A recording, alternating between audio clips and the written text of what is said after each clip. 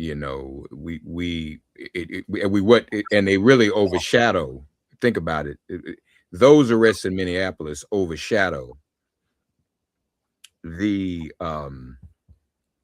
other reality of um the fact that you have a pastor who is doubling as an ICE agent.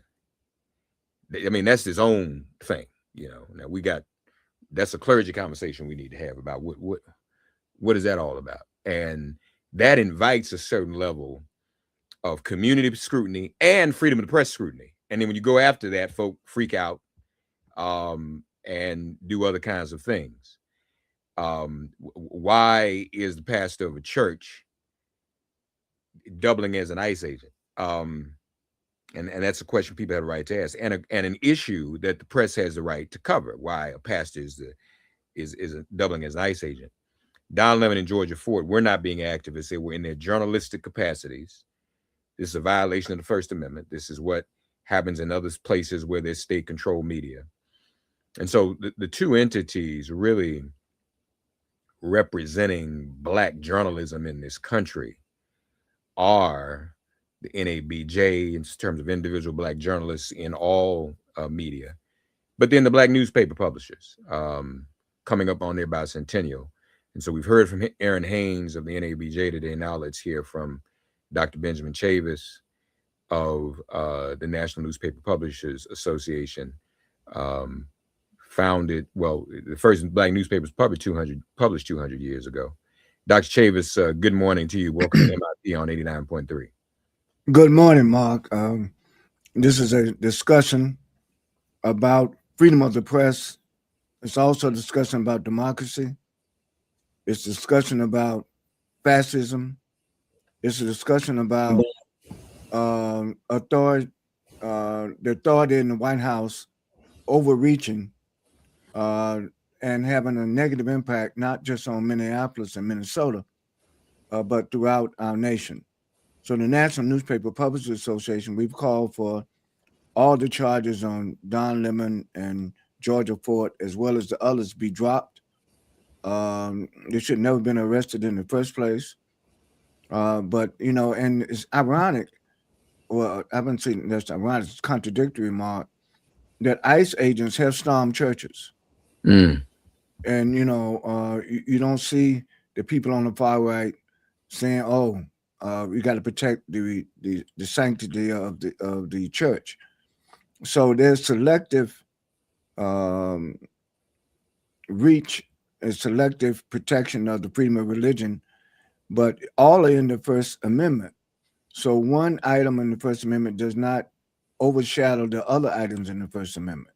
Right. You can have freedom of the press, freedom of assembly, freedom of religion, freedom to seek grievances to the government. That's what the First Amendment was rounded to make sure that it's holistic. Yes, sir. Yes, sir. No, you're absolutely right. And so we'll see where this goes. I just don't see how there's any legal standing for the government to prosecute on this. But if we're looking at the history, it's Black History Month. If we're looking at the history of the Black press, this has always been the play. The Black press goes back in terms of targeting folks. J. Edgar Hoover targeted the Black press as early as 1919. A lot of people don't know how long J. Edgar Hoover was on the scene. 1919. This is before the FBI was even created. He got started on the Black press, Marcus Garvey, and W.B. Du Bois. Talk to us a little bit about that, Dr. Chavis, how the Black press was targeted in World War I, Right. Du Bois, and then in World War II because of the Black publisher John Sinstack. Exactly. Well, you know, John Sinstack was the first chair, one of the founders of the National Newspaper Publishers Association.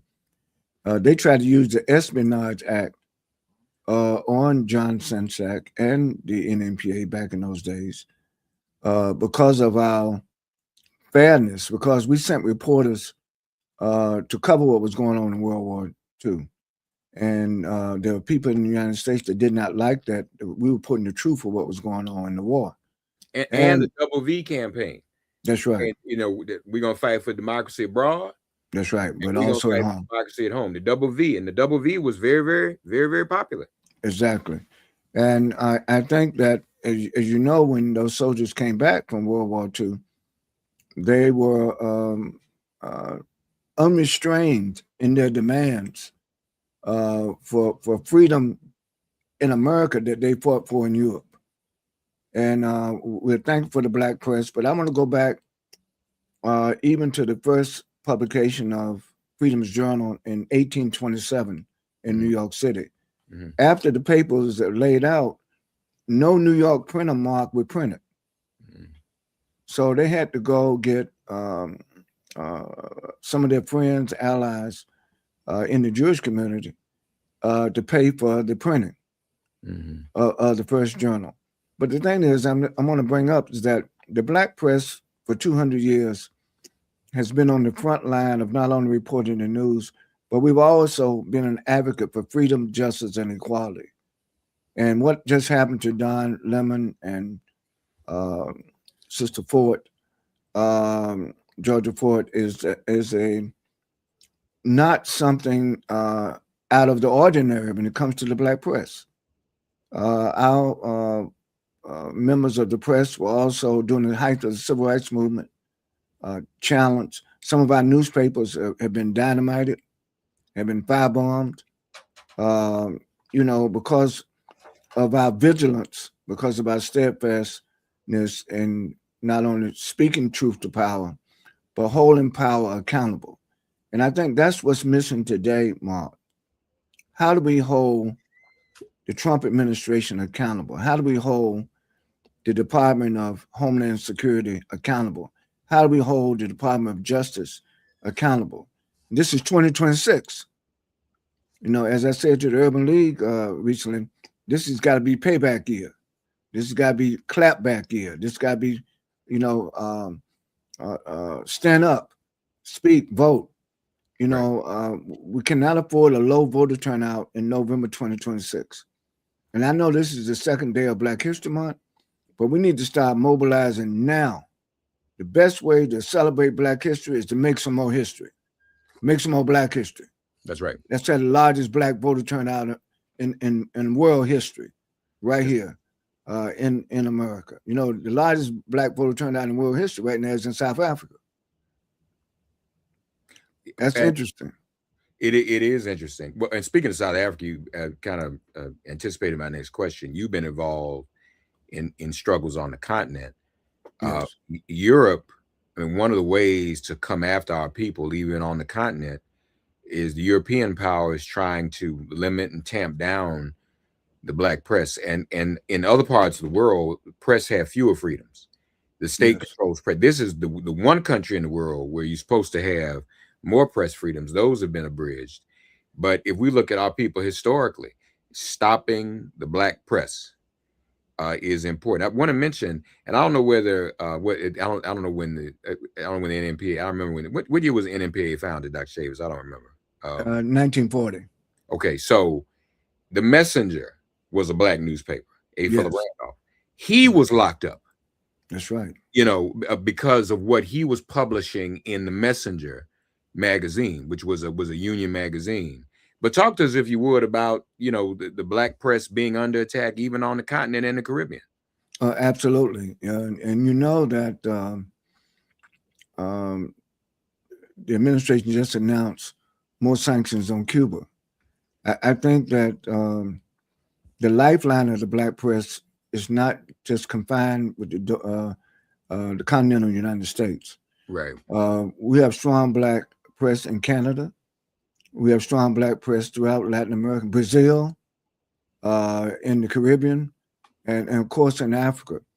I think the goal is, Mark, is to have a unified blackpress.com, to have a unified Black press, not only in America, but throughout the the um, wherever Black people are. I think wherever African people are, the diaspora, we need to make sure that we strengthen the Black press. Right. I think we should use this as an opportunity, Mark, not just to react to the repression, but we should be strategically planning how to not only sustain the black press, but to expand its reach, to expand its impact, to expand um, our voice. You know, in the early days, they said we were the voice of the voiceless. You Mm, know, Marcus Garvey had the largest black worldwide newspaper. that's right. It's called the African World, and they attacked him on tax, uh, uh, unjust tax fraud. You know, it violated Marcus Garvey First Amendment rights. So what happened to Don and Georgia? They should see it as this is how we begin in Black History Month 2026. You know, we have to fight for freedom. Uh, Freedom of the press is just not on some document called the Constitution. Right. Freedom of the press has to be in our souls. Freedom of the press has to be in our minds. Freedom of the press has to be in our pocketbooks.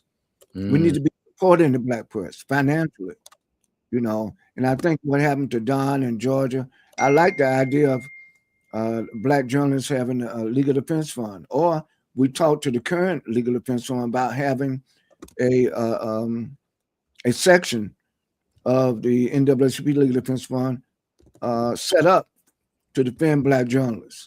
yes.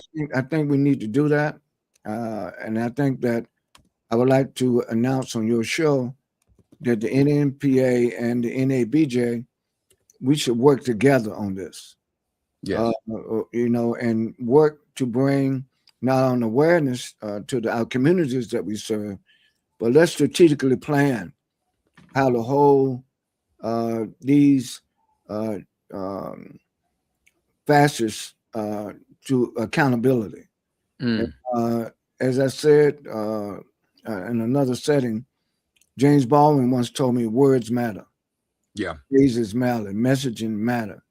So we need to tighten up our messaging on not only what happened to Don Lemon and Georgia Ford, but what is happening to Black America, what is happening to African people. We need more unity today than ever before Yeah. across lines of discipline. Hmm. You know, we have, it's interesting, Mark, we have more black organizations than we ever had, but they ain't working together. Yeah. Yeah. We need to work together, you know, and to have a mass response. You know, I'm going to go back to the black church. We used to have mass meetings in the black church. That's right. We need to resurrect. I'm going down to Selma. I think the greatest impact for Selma in 2026 is for us to start having mass meetings again. I spoke to Rose Sanders yesterday about the Jubilee, and I'm hoping that we can have a convergence of leadership while we're in Selma in the next several weeks, Mark. Yeah. Well, no, that's very, very important. 202-588-0893. When you call in, please give Brother Cody in the studio your name so he can put it in the chat for me, and then we'll bring your calls up and get to you, discuss this issue. It is Black History Month, African American History Month. I think this is the 100th anniversary Correct. of Black History Month. I think I don't know. Was it 22 or 26? Let's look it up right now. That's why we have these computers now. Uh, it started out as Negro History Week, Week, and I heard somebody say earlier it Carter G. was Woodson. it was the 100th anniversary. Let's see what. No, this is it. February 7th, 1926. Right. This is the 100th anniversary of recognizing Black history. Started as Negro History Week. Now it's Black History Month or Right. African American History Month. And so, in that vein, and we invite your calls and your thoughts on this. And I just want to ask a question on Pacifica. Not really supposed to promote anything, so I'm just asking a question. How many of you support the Black press? Whether it's individual journalists working for corporate media, or whether it's a Black newspaper. How many of you support the black press? I just want to do that little informal poll. Let me know, 202-588-0893. Meanwhile, Dr. Chaves, I think we do well to share some black history. So I got a little bit in front of me, just sort of a timeline of the history of the government and the Department of Justice, y'all, targeting the black press. So between 1917, I'm just gonna go through this, and Dr. Chavis, feel free to insert as Yes. I share some of this history, y'all, because we need to understand this didn't just start. We need to understand we can't do anything if we don't use our history as prologue. So this is not something new, and they know this. That's why they're going back when they say we're gonna do the Face Act and the Ku Klux Klan Act. That's because some of those devils have researched some of the stuff that has happened before. They're not smart enough to just know that off the top of their head. They never what's the Pam Bondi never heard of the Face Act or the KKK Act before the other day.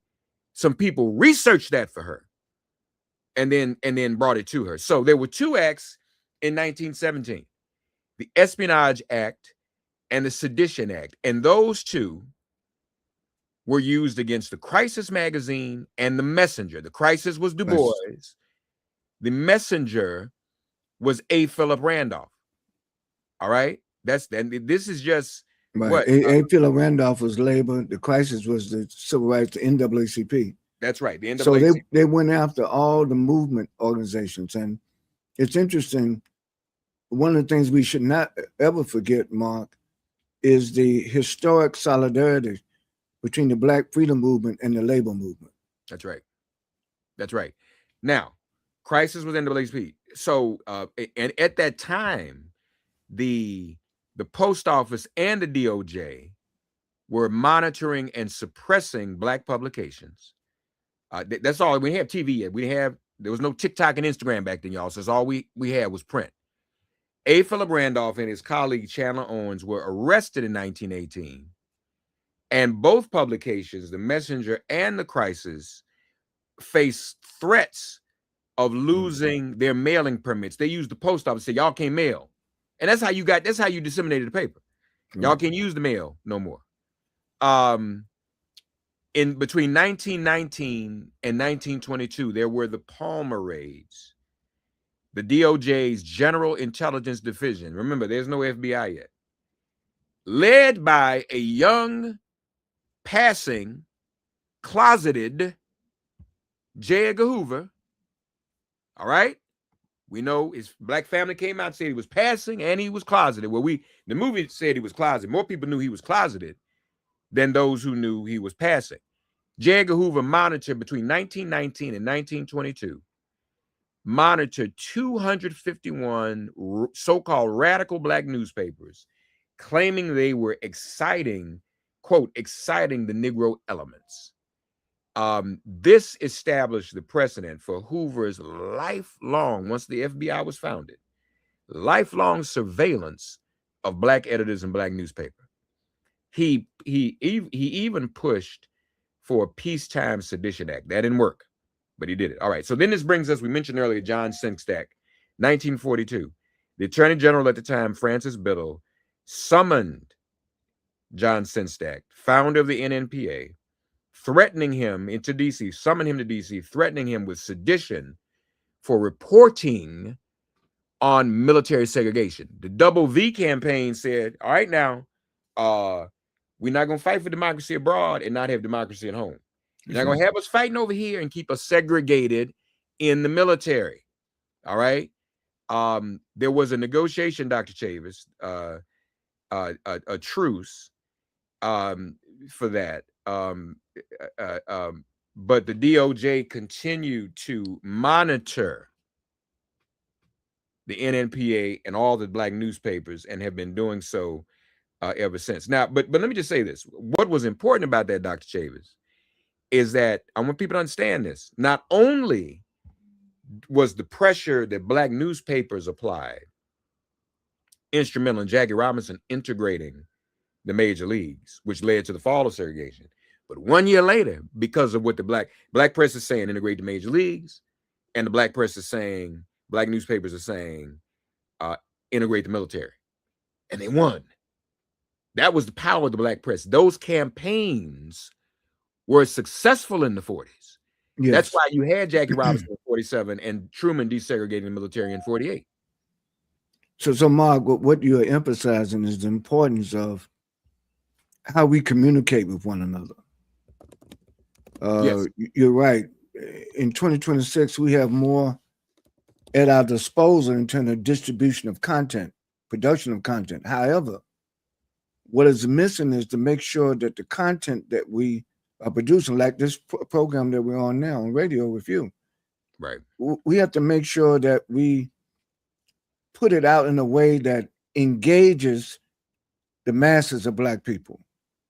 I think that we shouldn't wait till something happens tragically to get ourselves excited about freedom, justice, and equality. Mm-hmm. When we wake up in the morning to go to sleep at night, this should be on our mind. You know, Dr. King's dream was not something that took place while he was asleep. Hello. Dr. King was wide awake, Yes, sir. and his dream was to reawaken. And Dr. King was also a journalist. He wrote op-eds in the black press. Yeah. Because the mainstream press would not cover him. That's right.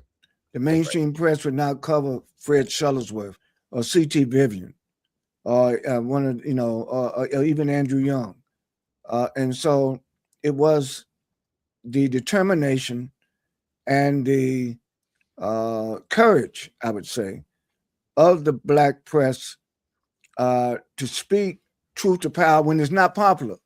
That's right. You have to understand, which I know you do, Bob. Today in 2026, there's a lot of folk who are afraid, fear, because they think they may get snatched out of their cars, they may get snatched out of their job. That's right. They may get snatched. Their kids may get snatched on the way to preschool. So this fear needs to be shattered, and the black press is one way to shatter the fear, and put in place of the fear solidarity, put in place of the fear an aroused consciousness. That's right. That we're not afraid to speak out and to stand up. That's right. And I would like to say that the black press needs the black church, and the black church needs the black press in this hour. We cannot afford to be witnesses to those who want to erase black history. Yes, sir. This is the second day of Black History Month, 2026. 100 years later, they're still trying to erase black history. That's right. 100 years later, they're still trying to undermine our purpose in being to try to come together as a people. And so we need to work on this.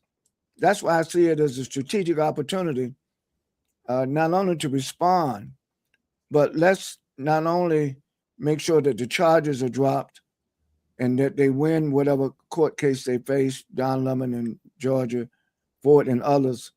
But to me, victory would be not only winning those cases, but victory would be mobilizing, organizing, making sure that we have the largest black voter turnout in American history. Yes, sir. Because there's a lot. He's not only closing up the Kennedy Center. I guarantee you, he wants to close up the African American Museum. They're just trying to find the leverage to do it. Try and find leverage. So many of you, as you listen to some of the history, and again, your calls quickly, 202-588-0893. The truce, because what texted me, what's the truce? The truth between Mr. Singstacke and Biddle, the Attorney General, to prevent the black newspapers from being charged with sedition. Again, what the black papers were doing were reporting on segregation in the barracks, segregation even when it came to blood supply for soldiers in World War II. It was reporting on the lynchings. They were reporting, the black newspapers, the NMPA, were reporting on the lynchings of black soldiers in the South.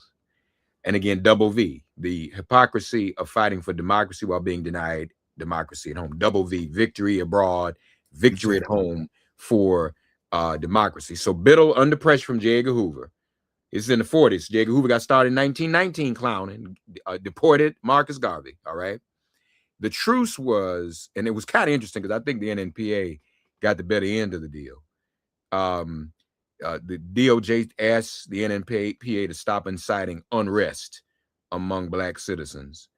The counteroffer by the NNPA in the person of John Singstacke was this: the press would remain loyal to the war effort, but wouldn't stop reporting on injustice. So remain loyal to the war effort.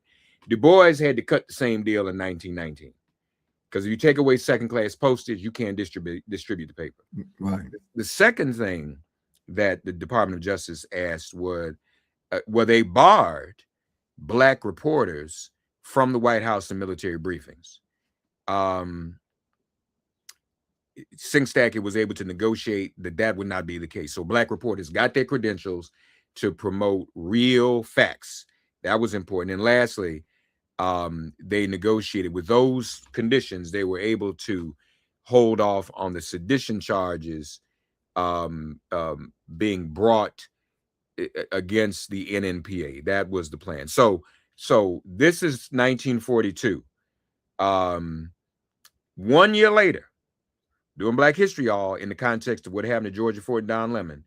1 year later, Hoover published a report at the Department of Justice charging 43 Black publications with causing Black discontent and undermining the war effort. The DOJ didn't prosecute, but Hoover instituted, Dr. Chavis, something called ghost reading. And those were agents who monitored the Black press. Reading so they paid folks to sit up there and read what the Black press was publishing every day. And then, of course, that metastasized as early as the 50s with COINTELPRO, disinformation, IRS audits to bankrupt and destabilize Black newspapers, like the Black Panther, which was a newspaper, like the California Eagle, another newspaper. Ghost readers ultimately came to be known as FBIs. You get it? FBIs. That's what they were known as. Federal Bureau Eyes on the Black newspapers. As many between during over those decades, I mean, hundreds of Black newspapers.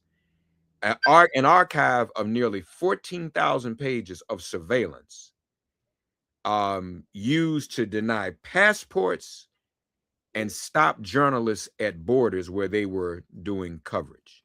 Yes. Then in 1964, and this will bring us up to the arrests of Don Lemon and Georgia Ford. In 1964, the New York Times v. Sullivan case,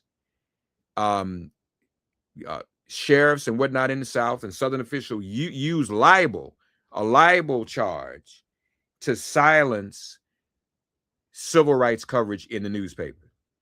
And the Supreme Court established the actual malice clause, which was a standard preventing officials from using lawsuits to bankrupt the press. And that brings us up to today. So that was in 1964, the Sullivan case. I think it was actually decided in the early 70s, though. But the point is, this is almost a century itself. Black History Month is 100 years old. Hoover's surveillance and attack and targeting of the Black press predates Negro History Week and Black History Month itself. Negro History Week was in 1926. Right. Closeted Parson Hoover started targeting the Black press as early as 1919. So again, that's before Negro History Week and Black History Month. And yet still practically 100 years of the history of the 200-year history of the Black press itself. Half of the history of the black press has been under surveillance by the U.S. government. So first of all, we should not be surprised about what happened to Don Lemon and Georgia Fort. It's been going on for 100 of the 200 years of black press, black newspapers, and black journalistic publishing. And it predates Negro History Week. J. Edgar Hoover himself was doing this. And you look at it, 1919, a couple years later, Marcus Garvey's out because he's targeted him. So this has been the history, Dr. Chavis, and we need to know that history to fight against it. Exactly. And we should shout out Carter G. Woodson, who was a profound historian, who knew what you just said was so important, Mark. People that are ignorant of their own history is a people that will have no future. And so what we have to do is to make sure that we not only study and know our history, but learn from it. And one of the things we learned from the 1940s, and I would say even the 1840s, is that when stuff starts to happen, we just got to do more than duck down. We have to stand up and fight. And we fight nonviolently. I'm a disciple of Dr. King. But we have more now. Look how we are blessed as a people. We had low numbers. Yeah. Now, blacks and Latinos are 100 million, 1/3 of the population. That's right. And if we unite and vote massively, it will make a big, big difference. Yeah. Let's get some calls in. Miss Alberta from Chevy Chase. Miss Alberta, go right ahead. God bless you. You're on there with Dr. Chavis. Happy Black History Month. Miss Alberta, you still? Oh, I'm sorry. Let me. I'm not doing something. There we go. There we got it now. Okay, Miss Alberta, I'm sorry. Go right ahead. I can hear you now. Did we lose her? It sounds like Miss Alberta might have hung up. This is not Miss Alberta. Who is this? What's your name, caller? Oh, T-Berry. T-Berry, what's up, man? Go right ahead. You're on here with Dr. Chavis. Not too much. What you're talking about is a very difficult organizational problem, I think. They have been silencing black people trying to educate other black people forever. Do you hear anything from Tallahassee Coates on the national level since he came out with his criticism after his visit to Israel, for example? Yes. As a matter of fact, remember he famously went on CBS, was attacked by Tony Ducapel. Hold it, T. Let me ask you a question. Hold on. Sure. He went on CBS because his book just came out. That the last thing he did, he was widely publicized. He was attacked for it. He was specifically attacked by the Tony Ducapel, whatever his name is. Forgive me for the pronunciation. I apologize because I'm not clear on it. Dokupil, Dokupil, I think. Somebody check me on that. Was attacked. CBS internally said that Tony's attack on Ta-Nehisi was inappropriate. Barry Weiss takes over CBS at the behest of Donald Trump. And now Tony's hosting CBS Even News. He was rewarded for attacking Ta-Nehisi. So they haven't silenced Ta-Nehisi. They've just rewarded his attackers. Go ahead, T. Barry. Okay, but isn't that the case, period? Look, because of racism, they could, under DEI, they could hit two people with one thing. So they had a lot of female journalists who came up. Look how many of them just got replaced, when this war came up, or if they said anything negative about Israel. If you call this country an apartheid country that is killing people and has been killing people and has never been attacked by any Arab country, all the attacks have been instigated by the United States and Israel. But if you say this, you're anti-Semitic. So I think it's black people, because of their ability to reward people, they'll only reward people like Carl Rowan, who attacked Martin Luther King, for example, when he talked to everybody about how the Vietnam War was bad for everybody, including black people. You don't hear, so you can't have a program where you talk about people sending money to Israel, and we don't even have a health care system that's free in this country like they do in Israel. It just is. It's a very complex problem. I hope you come up with a solution. I think the solution might have to do with the churches. The churches may have to have a genuine moral code that they insist that black people who work in the industry follow. And the code might be following the truth and maybe criticizing certain systems, even if the systems are systems supported by the United States. I don't know how you fix it. I hope that we come up with a cohesive plan. So even if it's something like the people themselves come up, the journalists themselves come up with networks and whatever, so that they can tell the truth without eliminating their career and their career goals and whatever. But yeah. I hope that there is, more than just journalists. I hope that we as a people come up with something that can stop us from being criticized like we are. Got it. Thank you, man. Thank you for your call. David, are you there? You're next. Yes, I am here. I'm sorry. Yes, can you hear me? Yeah, go ahead, David. Yes. You hear me? Yes. I'd like to know, why don't we go out and support newspapers like the Final Call that even predicted this snowstorm? Mr. Farrakhan, Nation of Islam. Go back 3-4 papers. Look at the headline. The headline says, "God is going to humble America through weather." But I'm not even talking about the weather. The weather is eerie. What I'm saying is the newspaper itself is one of the finest newspapers in our community as far as information. And why don't we support that? Final Call is part of the National Newspaper Publishers Association. We distribute the Final Call, and we support the Final Call.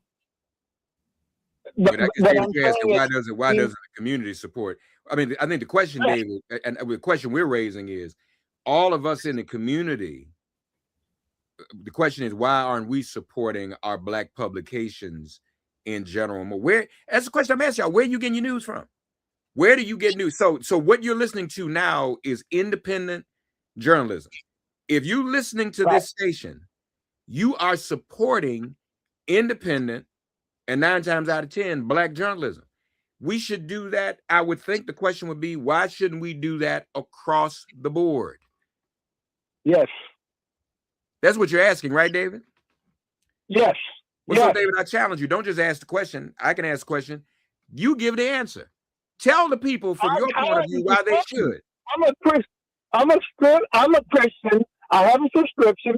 I support even I buy extra copies. My whole point is the community, even the churches, the Christian church, has a negative view of the Final Call. Yeah, some do. Yes, yeah. The bigger ones do. But you know though, David, that's an institution. Most black folk, regular everyday black folk, don't have no problem with the Final Call. But whether we are all subscribing, regular everyday black folk don't have a problem with the Afro newspaper or any other black newspaper, Pittsburgh Courier. But have we invested in it? That's the question. Are we spending our dollars with these black newspapers in the way we spend dollars with everything else, like on the lottery?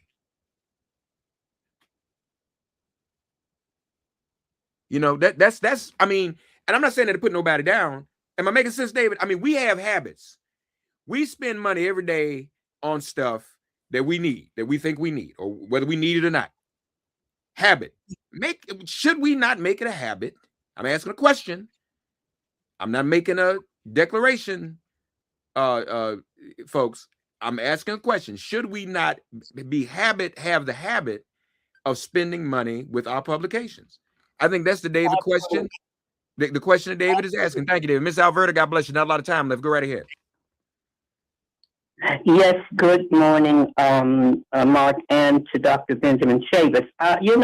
We should start saying Anglo-Saxon, because when we're just pointing out Jews, we know that J. Edgar Hoover and all that crowd, they were from maybe German or other, extraction. So we No, should J. just. Edgar Hoover was black. He was passing. Oh, was he? Oh, okay. But this is the question. I want to say to Dr. Chavis and you, Mark, these things, the three branches of the federal government is that also guilty. They're guilty because they're allowing Trump to do what he's doing. The Supreme Court, to point out that one, Supreme Court is just being silent about this man. And I don't even call him president. The man to me is nothing but a common jerk. That's what I see him as. And so I'm just saying that the three branches of the federal government, what do you say about that? And I'll hang up and listen because they're allowing this fool to do what he's doing. Well, you're making an excellent point. There's supposed to be checks and balances. Today, there are no checks and balances. The executive branch tells the Supreme Court what to do. The executive branch tells the Congress what to do. There's a government shutdown right now because the White House and others are trying to resist putting pressure on the Department of Homeland Security not to be doing all the awful, tragic, repressive, racist, counterproductive actions that they're doing, not just in Minneapolis, but across America. And so you're right. But the thing is, elections have consequences, my sister. So what we have to do is, how did Trump get to the White House? How did these conservative people get to the Congress? And not only the Congress, but the state legislatures. We got states where blacks are predominantly a majority of the state, but yet the legislature is all Republican. There's something wrong with that. We're not voting like we should. We have to make an effort, not just in hard times, but in all times, to make sure that our voices are heard, but also our voices are felt. And the best way to make sure our voices are felt right now in 2026 is to have a massive voter turnout. That's right. That's right. And one of the things the BlackPress does is encourage people to get out to vote. And that is one of the reasons the BlackPress is under attack. This is the same playbook that J. Edgar Hoover started 100 years ago. More than 1919 is more than 100 years. This is 2026. So 1926, 100 years ago, the founding of Negro History Week and Black History Month. 1919 was 7. So 107 years ago, the BlackPress began to be targeted. That's documented that we know of. I don't, let's not be naive and think Freedom's Journal and everything before then wasn't targeted. But this is a documented campaign. Yes. FBI's were on the BlackPress, and obviously they still are. Dr. Chavis, thank you for joining us. BlackPressUSA.com. You'll find him there. Thank you. We'll be in touch later. A lot of work to do, y'all. Just asking questions. Should we support black journalists and the BlackPress more? I think that's a question we all have to ask ourselves. Thank you all for joining once again. MIP on 89.3. We're gonna Thank you. back over to the studio. Yes, sir. Thank you, Dr. Chavis. Again, this is independent journalism too. I told everybody when they come for me, I'm not gonna be like Maduro in white tube socks and slides doing a perp walk. That's why I sleep in my shoes every night. Cornel West sleeps in his shirt and tie and suit in case somebody kills him. I sleep in my shoes in case I have to do a perp walk. Dress shoes and all, ready. Y'all not gonna see me walking across the stage and no perp walk with handcuffs on and some slides on. That's just not gonna do that. If all hearts and minds are clear, it has been made plain.